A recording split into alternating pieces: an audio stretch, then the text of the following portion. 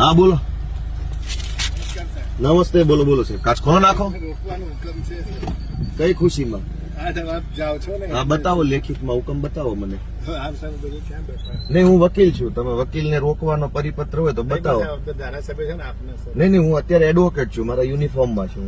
તમે વકીલને રોકવાનો હુકમ હોય તો બતાવો, નહીં તો પછી હું તમારા વિરુદ્ધ ફરિયાદ કરીશ. તમને હુકમ હશે એ સ્વીકારો. હું એડવોકેટ છું. નહીં, હું એડવોકેટ છું, યુનિફોર્મમાં છું. હું અમારા ક્લાયન્ટ માટે જાઉં છું. વકીલને રોકવાનો તમને કોઈ સત્તા હોય તો તમે મને પરિપત્ર બતાવો. હું ધારાસભ્ય છું, હું ગુજરાતનો નાગરિક છું, એ બધું બરાબર છે. આજે હું વકીલ છું, બરાબર છે, પણ હું એડવોકેટ છું, હું મારા યુનિફોર્મમાં છું. ના ના, મજબૂરી શું કામ છે? તમે કાયદા પ્રમાણે હાલો ને, કાયદા પ્રમાણે હાલો. મજબૂરી શું કામ? નહીં, નહીં, તમે મને પરિપત્ર બતાવો કે એડવોકેટને રોકવાનો તમને સત્તા મળેલી છે. તમારા સાહેબને પૂછી લો કે એ યુનિફોર્મમાં આવ્યા છે.